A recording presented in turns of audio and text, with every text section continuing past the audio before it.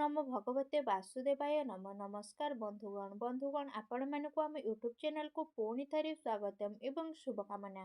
Friends आज video मु आपण मानक कहवाक जाऊँगी कि आगामी यही 2 दिन अर्थात एप्रिल मासर यही 9 एवं 10 तारिखर दिन आपण समस्त यही 2 दिन किपरि भाबरे कटिबा पाइकिना जाउअछि किपरि भाबरे आपण मानकर समय को प्लानिंग मध्य करिवे ता सहित आपण मानकु केउ सब जिनिसरे सावधानता अवलंबन करिबा पाइकिना पड़िबो एवं ता सहित आपण मानकु केउ सब जिनिसरे लाभ प्राप्त मध्य हेबो। आपण मानकर भाग्यर स्थिति मध्य किपरि भाबरे रहइबो आपण मानकर क्यारियर स्थिति मध्य किपरि भाबरे रहइबो ता सहित आपण मानकर एही 2 दिन किपरि भाबरे विशेष भाबरे मध्य रहिबो केउ केउ जिनिसरे आपण मानकु फायदा मध्य हेबो आपण मानकर लव लाइन स्थिति मध्य किपरि भाबरे रहइबो क्यारियर किपरि भाबरे रहइबो एवं बिजनेस एवं व्यापार मध्य किपरि भाबरे रहइबो एवं आपण मानक स्वास्थ्यर किछि महत्वपूर्ण इनफॉरमेशन मध्य मु आपण मानकु देबी। आउ एही वीडियो शेष रे मु आपण मानकु किछि उपाय विषय मध्य कहिबी जहा फल रे आपण माने ए दिन को आहुरी अधिक शुभ एवं मंगलमय मध्य करि पारिबे। आगो को वीडियो आरंभ करबा पूर्व मोर आपण मानकु गोटे रिक्वेस्ट आपण माने जदि ए चैनल रे नुआ करी आछन्ते तेबे एबे ही जाई के सब्सक्राइब करंतु एवं पाखरे आसुवा बेल आइकन को मध्य क्लिक करंतु जहा फल रे समय समय रे सहित आसुथबा समस्त वीडियो नोटिफिकेशन आपण मानकु ही सर्वप्रथमे मिली परिबो।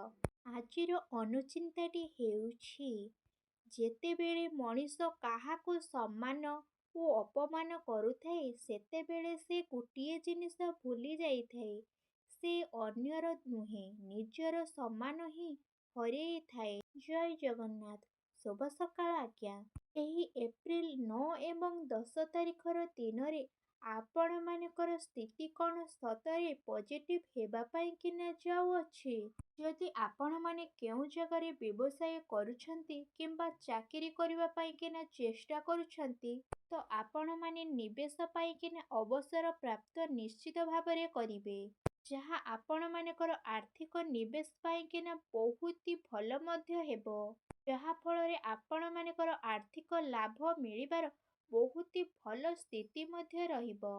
भाग्य आपण मानकु आजिर दिन रे बहुत ही मात्रा रे साथ देबो जहा फल रे आपण मानकर कार्यक्रम बहुत ही सुरखुरे समाप्त मध्य हेबो ता सहित चल अचल दृष्टि निवेश करबा आपण मानक पाइकिना बहुत ही लाभ देबो सेथिपाई किना आपण माने परिस्थिति को देखिकिना निवेशर स्थिति देखि नियंतु जहा द्वारा आपण मानकर आर्थिक स्थिति बहुत ही काफी मजबूत मध्य रहिबो ता सहित अप्रत्याशित आय आपण मानक पाइकिना प्रतिटी स्थिति बहुत ही भल रहिबो जहा फल रे आपण माने यात्रा स्थिति रे मध्य आगको बढ़िबे आपण मानकर उद्देश्यर स्पष्ट विचार ही मध्य हेबो निजर कौनसी व्यक्तिंक आखपाखरे मध्य रुहंतु एवं वरिष्ठ लोक मानकर कथा को मध्य मानंतु पैसा क्षेत्र रे रणनीति नेबा आपण मानक पाइकिना बहुत ही शानदार मध्य हेबो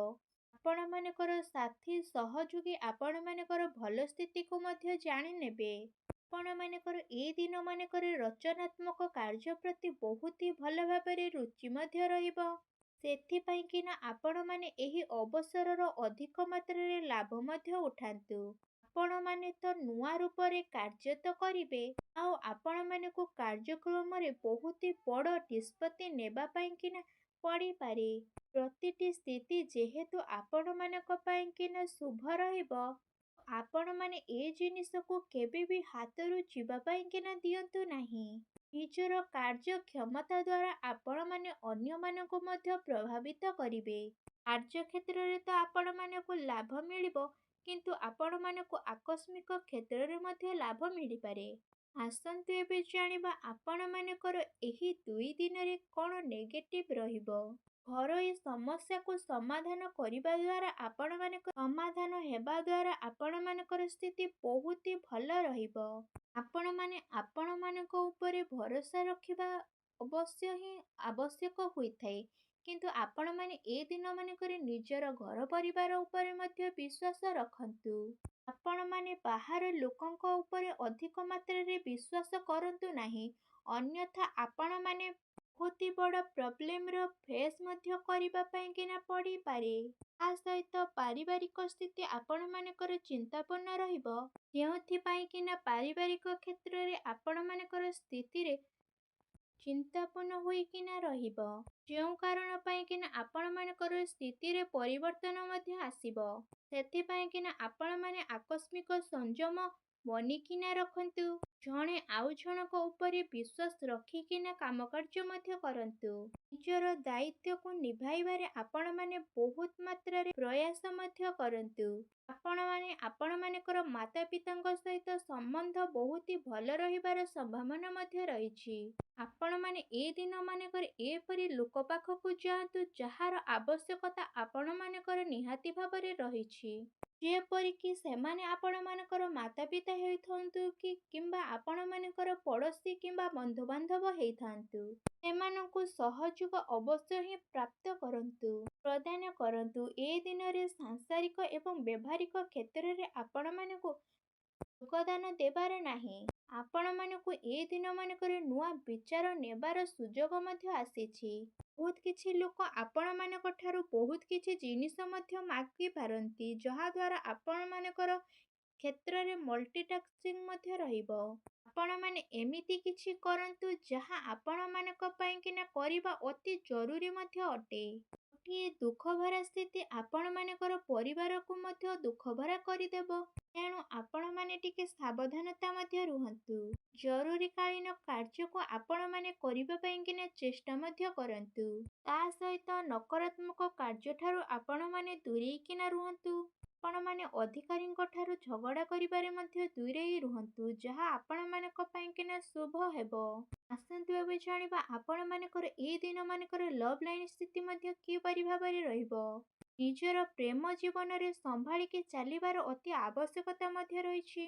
କାହିଁକିନା ଏ ଦିନମାନଙ୍କରେ ଛୋଟ କଥା ମଧ୍ୟ ବଡ଼ ହୋଇପାରେ, ଯାହାଫଳରେ ଆପଣମାନଙ୍କର ପ୍ରେମ ଜୀବନରେ ନକାରାତ୍ମକ ଭାବନା ମଧ୍ୟ ଆସିପାରେ। ନିଜର ପ୍ରେମକୁ ପାଇବା ପାଇଁକିନା ଇଚ୍ଛା ଆପଣମାନଙ୍କର ପୂରଣ ହେବ। ତା ସହିତ ଆପଣମାନଙ୍କ ଜୀବନରେ ଏମିତି କୌଣସି ଲୋକ ଆସିବେ ଯିଏ ଆପଣମାନଙ୍କୁ ବହୁତ ମାତ୍ରାରେ ଭଲ ପାଇବେ, ଆଉ ଆପଣମାନଙ୍କୁ ସମସ୍ତ କ୍ଷେତ୍ରରେ ସପୋର୍ଟ ମଧ୍ୟ ପ୍ରଦାନ କରିବେ। ତା ସହିତ ଆପଣମାନଙ୍କର ଏ ଦିନମାନଙ୍କରେ ପ୍ରେମ ଜୀବନ ପାଇଁକିନା ବହୁତ ଭଲ ସାବ୍ୟସ୍ତ ମଧ୍ୟ ହେବ। ଏ ଦିନର ଆପଣମାନେ ଅବଶ୍ୟ ହିଁ ଲାଭ ଉଠାନ୍ତୁ। ଆସନ୍ତୁ ଏବେ ଜାଣିବା ଆପଣମାନଙ୍କର ଏ ଦିନମାନଙ୍କରେ ବିଜନେସ୍ ଏବଂ ବ୍ୟାପାର ମଧ୍ୟ କିପରି ଭାବରେ ରହିବ। ବ୍ୟବସାୟିକ ଗତିବିଧି ଆପଣମାନଙ୍କର ସଫଳ ହେବ, ଆଉ କାରବାରରେ ଧନ ପ୍ରାପ୍ତ ହେବାର ଯୋଗ ମଧ୍ୟ ରହିଅଛି। ସେୟାର ବଜାରରେ ଆପଣମାନଙ୍କର ନିବେଶ କରିବା ବହୁତ ଲାଭ ମଧ୍ୟ ହେବ। ଅନାବଶ୍ୟକ ଖର୍ଚ୍ଚ ଯେହେତୁ ହେବ, ଆପଣମାନଙ୍କୁ ଏଇ ଦିନମାନଙ୍କରେ ଟିକେ କଣ୍ଟ୍ରୋଲ କରିକି ଚଳାଇବାର ଅତି ଆବଶ୍ୟକତା ମଧ୍ୟ ରହିଛି। ବିଦ୍ୟାର୍ଥୀମାନଙ୍କ କଥା ଯଦି କହିବି, ଆପଣମାନଙ୍କର ଏ ଦିନମାନଙ୍କରେ ମଧ୍ୟ ଏ ଦିନ ମିଲାଜୁଲା ହୋଇକିନା ରହିବ। ବ୍ୟାପାର କ୍ଷେତ୍ରରେ ଯଦି କହିବି କି ଆପଣମାନେ ଏ ଦିନମାନଙ୍କର ବ୍ୟାପାର କ୍ଷେତ୍ରରେ କୌଣସି ଜାଗାକୁ ଯାତ୍ରା ମଧ୍ୟ କରିପାରନ୍ତି। କୋର୍ଟ କଚେରୀ ସମ୍ବନ୍ଧିତ କୌଣସି ଶୁଭ କାର୍ଯ୍ୟ ମଧ୍ୟ ଆପଣମାନଙ୍କୁ ଏ ଦିନମାନଙ୍କରେ ପ୍ରାପ୍ତ ହେବ। ତା ସହିତ ଯେଉଁମାନେ ସରକାରୀ କ୍ଷେତ୍ରରେ ଚାକିରି କରୁଛନ୍ତି, ସେମାନଙ୍କୁ ବହୁତ ଶୀଘ୍ର ହିଁ ବାହନ ଏବଂ ଘର ମଧ୍ୟ ପ୍ରାପ୍ତ ହେବ। ସମୟ ଆପଣମାନଙ୍କ ପାଇଁକିନା ବହୁତ ଭଲ ରହିବ। ତା ସହିତ ସରକାରୀ କ୍ଷେତ୍ରରେ ଆପଣମାନଙ୍କୁ ବହୁତ ଲାଭ ମଧ୍ୟ ପ୍ରାପ୍ତ ହେବ। ନିଜର କାମ କାର୍ଯ୍ୟ ପାଇଁକିନା ଆପଣମାନେ ନିଜର ସ୍ୱୟଂ ଉପରେ ମଧ୍ୟ ନିଜ ଉପରେ ଭରସା ରଖନ୍ତୁ। ଅନ୍ୟ ଉପରେ କେବେ ବି ନିର୍ଭର ହୁଅନ୍ତୁ ନାହିଁ। ଏ ରୋଜଗାରଙ୍କୁ ମଧ୍ୟ ରୋଜଗାର ପ୍ରାପ୍ତ ହେବ। ତା ସହିତ ବେପାରରେ ମଧ୍ୟ ଆପଣମାନଙ୍କୁ ଲାଭ ମିଳିବ। ଆସନ୍ତୁ ଏବେ ଜାଣିବା ଆପଣମାନଙ୍କର ସ୍ୱାସ୍ଥ୍ୟ ଏ ଦିନମାନଙ୍କରେ କିପରି ଭାବରେ ରହିବ। ଆପଣମାନଙ୍କୁ ଏ ଦିନମାନଙ୍କରେ ଆଣ୍ଠୁ ବ୍ୟଥା ଭଳି ରୋଗ ମଧ୍ୟ ଦେଖା ଦେଇପାରେ। ସେଥିପାଇଁକିନା ଆପଣମାନେ ପ୍ରତ୍ୟେକ ଦିନ ଯୋଗ କରନ୍ତୁ ଏବଂ ଯେତେ ସମ୍ଭବ ହେଉଛି ଆପଣମାନେ ମର୍ଣ୍ଣିଂ ୱାକ୍ ମଧ୍ୟ କରନ୍ତୁ, ଯାହାଦ୍ୱାରା ଆପଣମାନଙ୍କର ଆଣ୍ଠୁର ବ୍ୟଥା ମଧ୍ୟ କମିଯିବ। ଆସନ୍ତୁ ଏବେ ଜାଣିବା ଆପଣମାନଙ୍କର ଏ ଦିନମାନଙ୍କରେ କ'ଣ ବିଶେଷ ଉପାୟ ମଧ୍ୟ ରହିଛି। ଆପଣମାନେ ଏ ଦିନମାନଙ୍କରେ ସ୍ନାନ ଆଦି ବିଶେଷ ଭାବରେ କରିସାରିଲା ପରେ ଗୋଟିଏ ପାତ୍ରରେ ଆପଣମାନେ ଟିକିଏ ସୋରିଷ ତେଲ ନିଅନ୍ତୁ। ଆଉ ସେଥିରେ ଆପଣମାନେ ଆପଣମାନଙ୍କର ଚେହେରାକୁ ଦେଖନ୍ତୁ ଏବଂ ତା ସହିତ ଆପଣମାନେ ଏଇ ଦିନମାନଙ୍କରେ ଜଗନ୍ନାଥଙ୍କର ଅଷ୍ଟକ ସୂତ୍ର ନାମ ମଧ୍ୟ ଜପ କରନ୍ତୁ, ଯାହାଦ୍ୱାରା ଆପଣମାନଙ୍କୁ ଜଗନ୍ନାଥଙ୍କର ଆଶୀର୍ବାଦ ମଧ୍ୟ ପ୍ରାପ୍ତ ହେବ। ଆଉ ଆଗକୁ ଆସୁଥିବା ଟାଇମରେ ଆପଣମାନଙ୍କର ସମସ୍ତ ଦୁଃଖ ମଧ୍ୟ ଦୂର ହେବ। ଆଶା କରୁଛି ଆଜିର ଏହି ଭିଡ଼ିଓଟି ଆପଣମାନଙ୍କୁ ବହୁତ ମାତ୍ରାରେ ଭଲ ଲାଗିଥିବ। ଯଦି ଭଲ ଲାଗିଥାଏ ତେବେ କମେଣ୍ଟ ବକ୍ସରେ ଜୟ ଜଗନ୍ନାଥ ବୋଲି ଅବଶ୍ୟ ଲେଖନ୍ତୁ। ପୁଣି ଦେଖା ହେବ ଏକ ନୂତନ ଭିଡ଼ିଓ ମାଧ୍ୟମରେ। ସେ ପର୍ଯ୍ୟନ୍ତ ବିଦାୟ ଦିଅନ୍ତୁ। ରହୁଛି। ଧନ୍ୟବାଦ।